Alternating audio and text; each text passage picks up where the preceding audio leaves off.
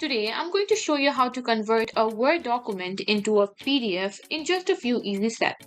Whether you're sharing a resume, a report, or any document, PDF format ensures that your layout stays intact. Let's dive right in. First, open the Word document that you want to convert. Make sure it's the final version, as this is what will be saved as PDF. Now click on File. From the drop-down menu, select Save As. This will bring up a dialog box. Choose where you want to save your PDF. You can select a folder on your computer or even save it to OneDrive for easy access later. Now here's the crucial type. Now on Save As type, select PDF.